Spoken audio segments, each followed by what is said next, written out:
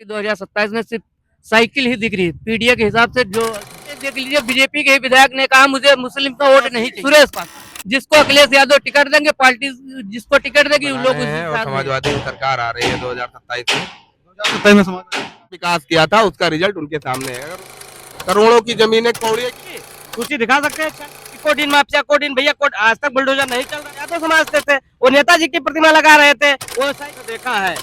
एक एक जगह पे एक एक आदमी। नमस्कार, आज हम हैं रुदौली क्षेत्र, जो 2012 से भाजपा के कब्जे में ये सीट है और लगातार 3 बार से विधायक रामचंद्र यादव यहाँ से विधायक हैं।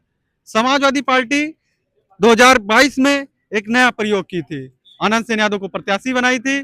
अब आने वाला समय 2027 ये देखना होगा प्रत्याशी कौन होगा, लेकिन आइए हम जनता से बातचीत करते हैं और जानते हैं कि जनता क्या विचार कर रही है आने वाले चुनाव को लेकर 2027 को। क्या नाम है भैया आपका?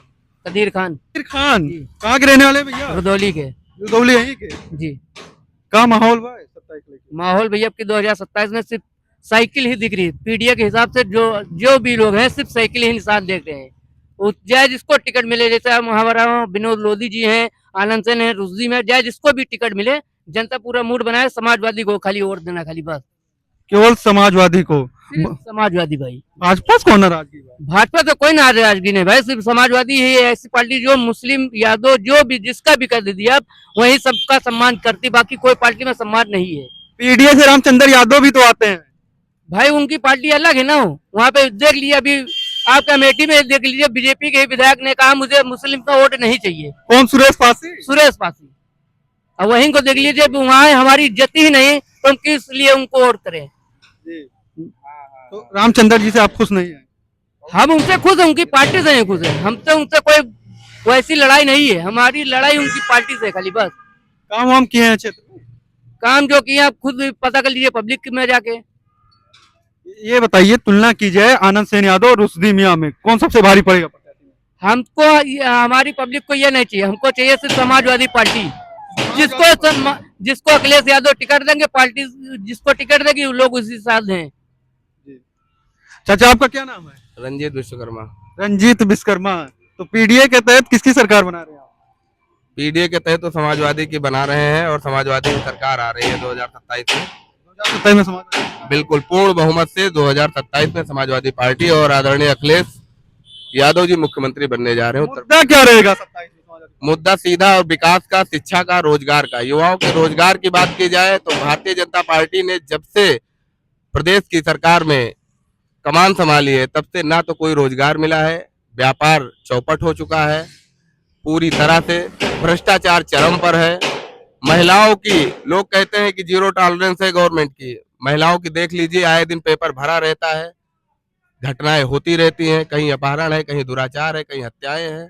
रुदौली में ही अभी एक हफ्ते के अंदर 3 डेड बॉडी मिली लावारिस। तो क्या कहा जाए, ये क्या सरकार किस मायने में कानून इतना मजबूत कर रही है वो? इसलिए पूरी तरह से सरकार फेल है और इसी फेलियर को देखते हुए पूरी जनता ने ये मूड बना लिया है 2027 में बदलाव का। भारतीय जनता पार्टी कहती है मैं अयोध्या में विकास किया, सबसे अधिक विकास किया।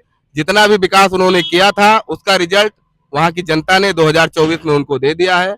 उसका जीता जागता उदाहरण आदरणीय सांसद जी अवधेश प्रसाद जी मौजूद हैं। आप उनको देख लीजिए कि उन्होंने जितना विकास किया था उसका रिजल्ट उनके सामने है। अगर उन्होंने विकास किया होता, सही में विकास किया होता, तो जनता उनके साथ होती। लोगों का देख लीजिए, जो दुकानें थी, जो घर थे, कितने लोग घर से बेघर हो गए, उनके घर टूट गए, लोगों की जमीनें हड़प ली गई, करोड़ों की जमीनें कौड़िए की भाव ली गई। ये सब सरकार की सोची समझी साजिश थी, जिसके तहत जनता पूरी तरह नाराज है। आप कह रहे थे सुरक्षा की बात कर रहे थे, योगी आदित्यनाथ उत्तर प्रदेश के मुख्यमंत्री मंच से अक्सर यह कहते दिखाई पड़ते हैं कि या तो गुंडा माफिया उत्तर प्रदेश छोड़ चुके हैं या तो बिल में घुस चुके हैं, क्या कहेंगे? देखिए, उनका ये खोखला नारा जो है पूरी तरह से विफल है। अब गुंडा माफिया तो जो छोड़े ही हैं, अब उनको उत्तर प्रदेश छोड़ना पड़ेगा और उनको फिर से मठ जाना पड़ेगा। ये बात मुख्यमंत्री जी याद रख लें। जनता पूरी तरह मूड बना ली है। आज इलेक्शन हो जाता है तो भारतीय जनता पार्टी शून्य पर आ जाएगी, शिखर से शून्य पर। अयोध्या में 5 विधानसभा सीटें हैं, कितनी समाजवादी पार्टी पाएगी? 5 की 5 अगर 6 करा दे तो उस पर भी जीत लेगी समाजवादी पार्टी। इस तरह से मूड बनाई है जनता। 5 की 5 सीटों पर समाजवादी पार्टी अपना प्रतिनिधित्व कराएगी और उसके जितने भी जो भी कैंडिडेट आएगा वो जीतने के पूरे चांसेस है और जीत कर ही जाएगा। क्या नाम है भैया आपका? भैया प्रेम यादव। प्रेम यादव। आप तो युवा लग रहे हैं। लग नहीं रहे अभी है। अभी है तैयारी कर रहे हैं किस चीज की? शिक्षा में किसी भी वैकेंसी के लिए? नहीं नहीं, नौकरी मिल ही नहीं रही तो नौकरी की तैयारी क्या करना है बाबा कहते 60,000 उधर दिए ना, शाही दिया ना, 20,000 हम पड़ी है। यार। सबसे झूठा मुख्यमंत्री अगर होए कोई तो योगी आदित्यनाथ। उनकी बात कर रहे हैं जो सदन में लोकतंत्र के मंदिर में कहता है कि 46 में 56 यादव एसडीएम हुए हैं, उनकी बातों पे भरोसा आप कर रहे हैं। कोई दूसरे की बात करते तो मैं जवाब देता, उनकी झूठों बात पे मैं क्या जवाब दूं? काहे इतना नाराजगी बा? राजगी यार, जो लोकतंत्र के मंदिर में जो सदन में जाकर के एक क्या कहते हैं पूरे देश के सामने झूठ बोल सकता है, उनके पास है सूची दिखा सकते हैं 46 में 56 यादव की। जो इतना झूठ बोल रहा है उस पर हम भरोसा करेंगे? उसकी नौकरी पे, उसके रोजगार पे, उसके शिक्षा पे हम भरोसा करेंगे? बाबा जी कहते हैं हम हर क्षेत्र में काम कर रहे हैं। हाँ कर रहे हैं, लोगों को बढ़ावा दे रहे हैं, गुंडई माफिया में, हर चीज में, भ्रष्टाचार में, सब चीज में काम कर रहे हैं बाबा जी, बढ़ावा दे रहे हैं। कौन चीज में नहीं है बताइए? कोई एक चीज बताइए जिसमें बाबा जी बढ़ावा ना दे रहे हो। बस वो सिर्फ टाइटल सही होनी चाहिए, टाइटल उनकी लगी होनी चाहिए बस। टाइटल किस और सारा है? सिंह वो लगा होना चाहिए बस। अखिलेश जी बार बार कहते हैं कि कोडिन माफिया, कोडिन भैया, आज तक बुलडोजर नहीं चल रहा है। कहाँ चला गया बुलडोजर? अगर कोई 80 होता, 20 होता तो तुरंत बुलडोजर चल जाता। कोडिन भैया वाले सवाल से एक बात याद आई। अभी कल संदीप यादव प्रयागराज जो माघ मेले में नेताजी की प्रतिमा लगाना चाह रहे थे, तो जमीन जो उनको आवंटित की गई थी उसे भी खारिज कर दिया गया उनका गुंडा एक्ट के तहत। संदीप यादव का इसलिए किया गया क्योंकि वो यादव समाज से थे, वो नेताजी की प्रतिमा लगा रहे थे, वो साइकिल से दूध लोगों को वितरण कर रहे थे, न कि करोड़ों अरबों की संपत्ति जब्त कर रहे थे। सिर्फ के माध्यम से या किसी और चीज के माध्यम से वो नहीं जब्त कर रहे थे ना, इसलिए उनके साथ ऐसा किया गया जी। और आपको क्या लगता है ये सब मुद्दे चुनाव में बनेंगे 2027? ये सबसे ज्यादा भारतीय जनता पार्टी अगर ईमानदारी के साथ चुनाव करा ले तो आज के आज कोई सीट वो जीतने वाली नहीं है। सरकार समाजवादी की बनेगी। अगर रही बेईमानी, भ्रष्टाचारी और गुंडई हो, ये मिल्कीपुर चुनाव हम लोगों ने बहुत अच्छे से देखा है। एक एक जगह पे एक एक आदमी 7-7 वोट डाला है और वो ऑन कैमरा आके बोला है कि मैंने 7 वोट दे करके आया है। फिर वही आदमी 2 घंटे बाद बदल जाता है, कहता है नहीं नहीं हमसे दबाव में ऐसा कहलवाया गया है। हम लोग पूरे मिल्कीपुर हर जगह भ्रमण किए हैं, देखे हैं, ऐसा नहीं है। ये सत्ता भी जानती है, सरकार भी जानती है, अधिकारी भी जानते हैं, वहाँ की जनता भी जानती है कि क्या हो रहा है चुनाव में। ईमानदारी से चुनाव करा ले। 22 का चुनाव अगर आप लोग कवरेज किए होंगे तो आपको पता होगा कि कितनी विधानसभाओं में किस तरीके से हरवाया गया है। आपके अयोध्या में समाजवादी पार्टी 2022 में पाई थी, उसमें से एक सीट जो थी गोसाईगंज अभय सिंह छोड़ के चले गए बीजेपी में, और मिल्कीपुर में उपचुनाव होने की वजह से समाजवादी पार्टी के खाते से वो भी चली गई। अब तो सब पर कब्जा बीजेपी का है, क्या कहेंगे? जैसे आप गोसाईगंज के अगर विधायक चले गए तो सीट तो समाजवादी की तब भी थी, आज विधायक समाजवादी का तब भी है, क्योंकि जनता ने विधायक समाजवादी को चुना है। किसी के आने जाने से कोई फर्क नहीं। अवधेश प्रसाद के वहां उपचुनाव हुआ, उपचुनाव में भ्रष्टाचार और गुंडई और इसके चक्कर में हो गई, उसकी बात नहीं रही। हमारी बीकापुर बेईमानी से हरवाया गया हमको। वहां की बीकापुर की जनता जान रही है कि हमको 6000 शायद 65 वोटों से हरवाया गया, तो हमारी 3 नहीं हमारी 4 सीटें हो गई। स्थानीय मुद्दा क्या रहेगा रुदौली में? जो पहले से था वही आज भी है। हमारी पार्टी का कभी कोई मुद्दा और फंडा बदला नहीं है। हमेशा राष्ट्रीय अध्यक्ष जी यही बात करते रहे हैं कि हमको बेरोजगारी खत्म करना है, शिक्षा, स्वास्थ्य और लोगों को रोजगार देना, यही बात थी। और विकास का मुद्दा पहले था वही आज भी है। ना हमारे पास पहले भी कोई चापलूसी दलाली मक्कारी का काम था, ना आज भी है। वही पहले था वही आज भी है। विकास करना है, विकास करेंगे, किया है और करेंगे। ना हो तो 12 से 17 आप देख लीजिए। नहीं तो अखिलेश यादव जी कहते हैं पीडीए के तहत, तो पीडीए के तहत ही काम होगा। पीडीए के तहत टिकट वितरण होगा, कोई उसमें मक्कारी ना हो। टिकट सही से पीडीए से अगर टिकट बट गया कोई रोक नहीं सकता सरकार बनाने से। इसमें अगड़ा कहाँ जाएगा? अगड़ा मतलब जो वही अगड़ा जो हमारे साथ जुड़ करके चल करके काम कर रहा है, वो अगड़ा भी हमारे साथ है। कौन? पांडे जी बोले कि आप हमारे साथ आइए, ब्राह्मण लोगों को जो मीटिंग हुई थी हम आप लोगों को सम्मान दिलाएंगे। शिवपाल यादव भी वो तो बोलते हैं, सम्मान देने का काम भी किया है। सबसे बड़ी कुर्सी अगर आप विपक्ष के पास तो वही है, अपने पास नेता प्रतिपक्ष माता प्रसाद पांडे जी बैठे हैं। इससे बड़ा सम्मान पार्टी क्या दे सकती है? उसके पास और कौन सा पद है? भैया क्या नाम है आपका? जी मेरा नाम कुलदीप यादव।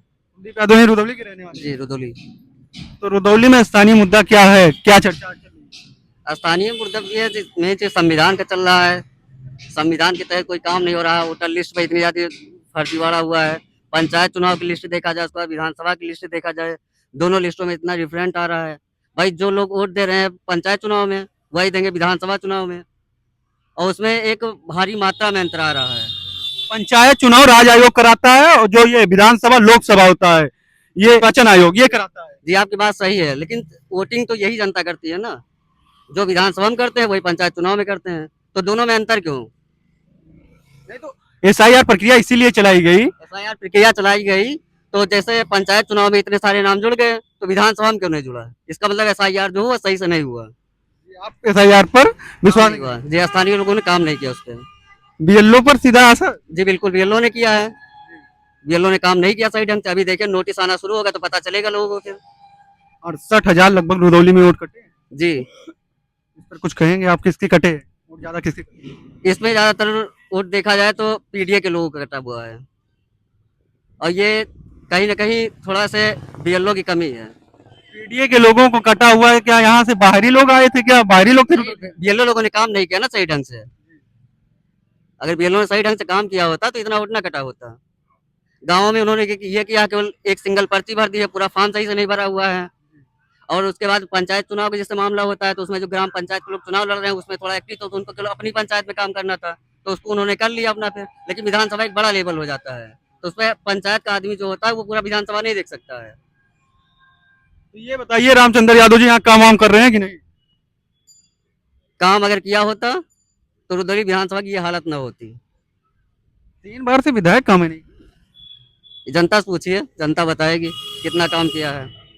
आपको थाना आपको चले जाइए वहाँ पूछ लीजिए, चौकी चले जाइए वहाँ पूछ लीजिए, तब लोग बताएंगे कितना काम हुआ है। तो आप लोग रामचंद्र जी से नाराज हैं। नाराजगी वाला काम है तो नाराज होंगे लोग। सरकार किसकी बनाएंगे यहाँ? सरकार सपा की बनेगी। सपा की।